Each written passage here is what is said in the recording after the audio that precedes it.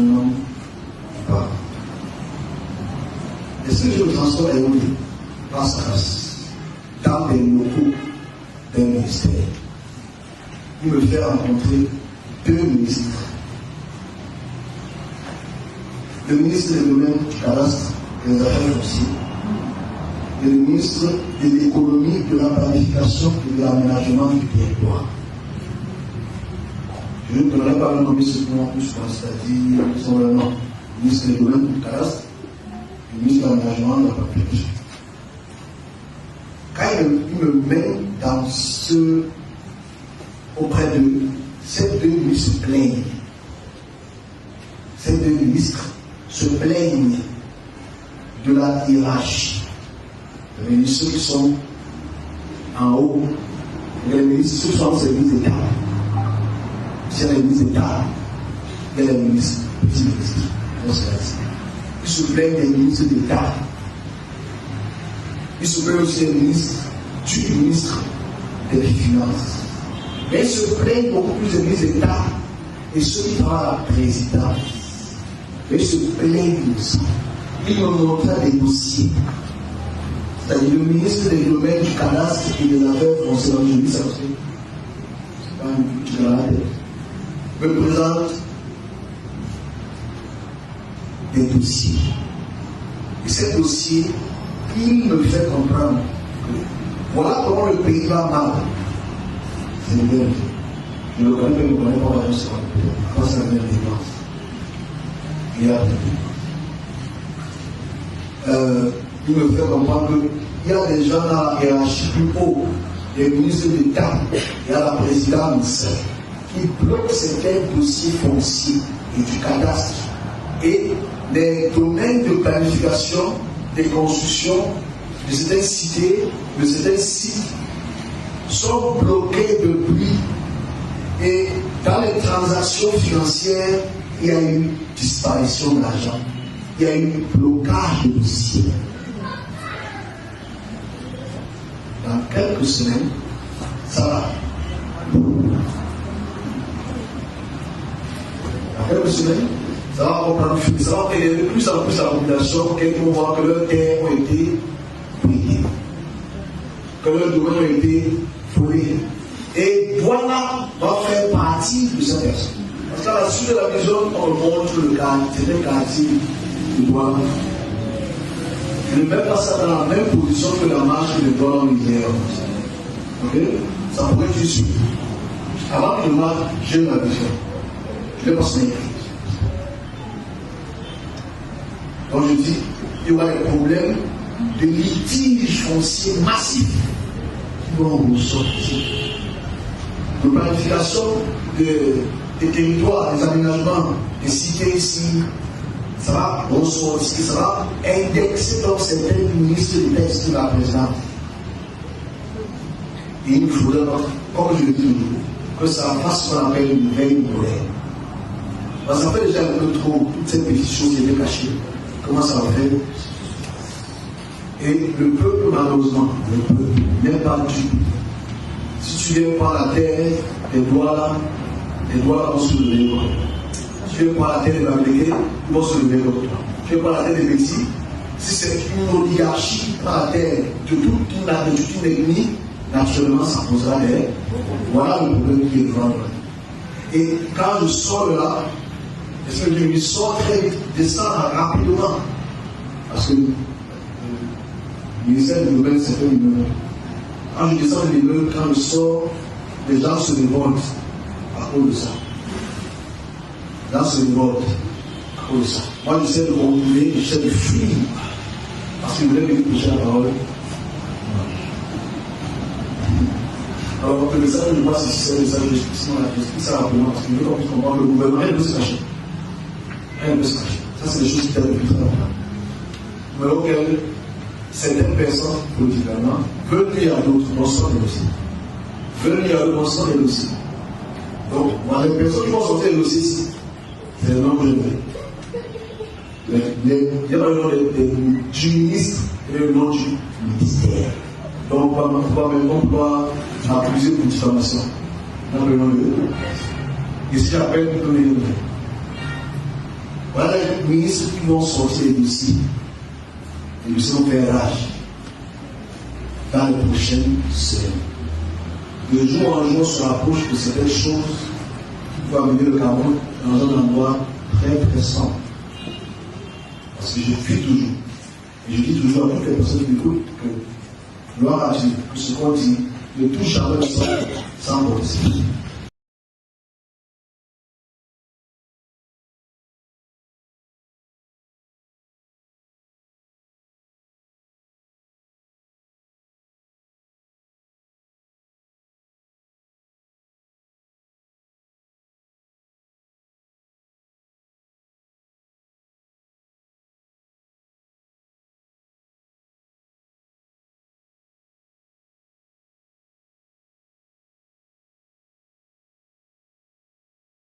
À la place, un vaste champ de cravares, les décombres de ce qui furent le quartier d'Ikolobali, dans le premier arrondissement de Douala. Il ne reste plus que des ruines après le passage des bulldozers qui ont terrassé des centaines de maisons, laissant les familles dans les mois de tristesse. Biyik vivait ici depuis des décennies. Aujourd'hui, il dort à la belle étoile. Il n'a toujours pas reçu son indemnisation. J'aurais suivi quand même que le promoteur est en train de donner les frais de loyer pour 1 an et les frais de logistique de transport, mais la moitié. Donc ce matin déjà, le délégué du MINPAT m'a fait comprendre que ça ne passe plus. D'où j'ai installé ma tente là pour continuer à manifester la désolation. Pour sauver leurs meubles, les autres victimes sollicitent le soutien de leurs amis. On a essayé avec nos amis, on a essayé de trouver des endroits là où on va déposer un truc. On va tout quand même pas encombrer les gens qui ne nous attendaient pas. On va mettre un matelas là-bas, on met un lit là-bas, on met une télé là-bas, on essaie de dispatcher. Ce déguerpissement forcé est une opération coup de poing lancée par les autorités administratives de la ville pour laisser place à la construction d'un hôtel 5 étoiles dont le promoteur est un avocat canadien d'origine camerounaise.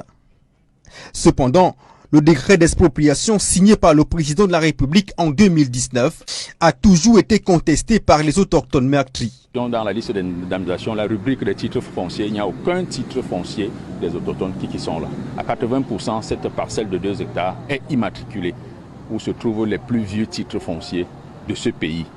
Les titres fonciers, les voici, le 924, le 925 et le 926, sauf que sur l'arrêté d'indemnisation signé par le ministre des Domaines, du Cadastre et des Affaires foncières, c'est un titre foncier localisé dans un autre quartier de la ville, incorporé sur le site, qui bénéficie d'une indemnisation. Le décret d'indemnisation, c'est le numéro 750. Plus simplement, lorsque vous allez au MINCAF, là, la délégation départementale, vous êtes interrogé, je vais vous montrer la copie du réel titre foncier 750 qui se retrouve à Deido d'une superficie de 200 mètres carrés. Le MINCAF, c'est une maison qui est pourrie complètement. Je dis bien c'est une maison qui est pourrie. Voilà. Un décret présidentiel, un arrêté ministériel, des documents administratifs qui se confrontent, suscitant un doute dans ce litige foncier.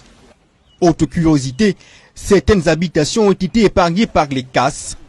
Le site est désormais bondi de ferrailleurs qui efface toutes les traces de l'existence du village d'Ikolobali, déjà spolié par le passage de la route et des rails il y a plusieurs années.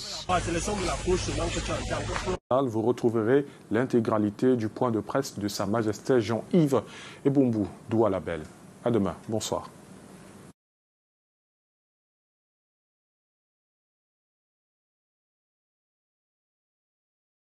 Je vous ai convié aujourd'hui pour exprimer mon indignation et ma colère, mais également ma peine et ma solidarité profonde à l'endroit de mon peuple.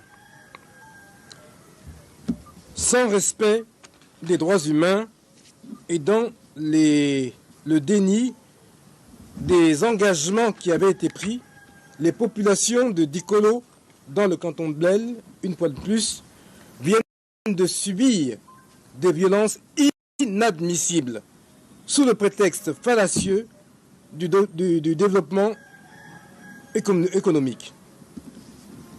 Cette situation ne date pas d'aujourd'hui. Elle a démarré en 2015 et dure depuis 7 ans. En effet, en 2015 intervient l'arrêté numéro 000329 du 17 avril 2015 déclarant d'utilité publique les travaux de construction de l'hôtel Hilton de Douala sur une dépendance du domaine national et public d'une contenance superficielle de 4 hectares, 5 arts, 32 centiares, 6 au lieu de dit Beseke, quartier de Bali, dans l'arrondissement de Douala 1er. Cet arrêté, il faut le préciser, est établi en faveur de la société Immigration and Business Canada. Dans l'intervalle, malgré l'intervention à plusieurs reprises de la chefferie pour éviter les déguerpissements des populations et les différents recours adressés à l'administration, intervient une deuxième DUP suivant arrêté numéro 00044 du 14 août 2018, déclarant d'utilité publique les travaux de réalisation de projets structurants au lieu dit BCK sur les terrains d'une superficie totale de 2 hectares, 3 arts, 34 centiares. Cet arrêté est renforcé en 2019 par un autre arrêté numéro 000033 du 14 mars 2019, avec cependant une contradiction sur la superficie car il indique cette fois-ci une superficie de 4 hectares, 5 arts, 32 centiares. En 2020, intervient le décret numéro 2020/0004 du 4 janvier 2020 portant expropriation pour cause d'utilité publique, incorporation au domaine privé de l'État des terrains d'une contenance superficielle de 2 hectares, 63 arts, 30 centiares. Relever les incongruités et les irrégularités de toute la procédure de cette expropriation à la lumière de la loi numéro 85/009 du 4 juillet 1985 relative à l'expropriation. C'est ainsi que nous avons commencé des combats auprès des différentes instances politiques, administratives, judiciaires et traditionnelles, sans oublier les moments de concertation et de restitution à mon peuple. Plus de 15 séances de travail, ministres des domaines, de la justice et les proches collaborateurs du chef de l'État. Les députés du Vouri Centre qui sont montés au créneau en nous accompagnant et en rencontrant le gouverneur de la région du littoral, le préfet du Vouri, le Premier ministre. Un plaidoyer a d'ailleurs été fait à l'Assemblée nationale pour les questions foncières du canton Bel. Les hommes politiques sont descendus sur le terrain à la rencontre des habitants de Dikolo. L'Assemblée générale du Ngono a été informée. Le commandement traditionnel des chefs au sein du Conseil régional du littoral s'est également impliqué. Comme vous pouvez le voir, et malgré tous nos efforts, et je tiens à le souligner, nos démarches ont été contrecarrées par de multiples rebondissements concernant le statut de ce terrain, qui est devenu, en dernier lieu et par malice de l'administration, un terrain relevant désormais du domaine privé de l'État. Situation, il faut le déplorer, exacerbée par des initiatives populaires isolées. Hier, c'était Newbel, commandant Ngange et Senge. Aujourd'hui, c'est Dikolo. Demain, ce sera Yupre, en commençant par les Bolanjo. Quoique, ce qui nous arrive existe aussi dans les autres cantons du Cameroun, également du grand peuple. C'est la discorde entre les Bellois. L'administration et ses représentants savent ce qu'ils font. Ils sont en train d'effacer des villages. Un canton qui, depuis la nuit des temps, l'histoire se répète, a toujours été victime, contribué au développement de ce pays par son foncier. Il a tout donné depuis plus de 100 ans sans bénéficier d'aucune protection. Une culture qu'on assassine, un peuple dont on fabrique l'implosion et qu'on éparpille, une tradition qui s'efface. Et de la création du premier port. Dikolo, nom d'un cours d'eau historique et plein de symboles, se fait sous les yeux et dans l'indifférence totale des plus hautes autorités et très souvent pièces. Personne ne peut accepter une telle injustice sans s'en indigner. Personne ne peut accepter une telle prédation et de ces terres sans s'en offusquer. Personne ne peut accepter une telle barbarie sans réagir. Personne, aucun chef ne peut voir son peuple souffrir, disparaître, se disloquer, perdre tous ses biens sans exprimer sa colère. C'est pourquoi aujourd'hui, je marque ma solidarité à l'endroit de mon peuple et j'interpelle toute l'administration jusqu'au plus haut sommet de l'État pour lui dire que trop, c'est trop. J'aimerais un grand mouvement de solidarité avec nos parents, frères et sœurs, enfants et petits-enfants qui sont à la rue. Rien ne sera plus comme avant dans mon village. J'exprime tout haut ce que beaucoup pensent tout bas.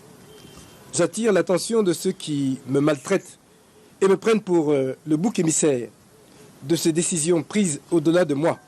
Il ne s'agit pas de lever les hommes ou les cœurs, mais de dire à l'administration le désarroi du peuple Douala, Sawa, qui est fatigué de tout perdre, avec violence, sans respect, sans considération, malgré les contreparties qui ont été négociées pour lui. Ce peuple n'acceptera plus les déportations. J'en appelle l'État à respecter ces textes législatifs et les traités ratifiés relatifs aux minorités et aux populations autochtones, sans changer de texte ou pour obtenir un avantage contre le bien de la population. Qu'il soit juste dans sa répartition des richesses, qu'il soit humain dans ses décisions. C'est avec cela que le Cameroun vivra en paix et que le développement pour lequel nos populations sont expropriées portera des fruits. Que le vivre ensemble aura un sens, car en effet, comme le disait Martin Luther King, celui qui accepte le mal sans lutter contre lui coopère avec lui. Et d'ailleurs, mon arrière-grand-père a lutté jusqu'à donner sa vie pour cet esprit d'expropriation des terres camerounaises. Au XXIe siècle, on me fragilise en excipant de porter atteinte à l'image de son descendant direct. Hier, c'était l'occupant étranger. Aujourd'hui, c'est notre administration. Je le répète, trop, c'est trop. Merci.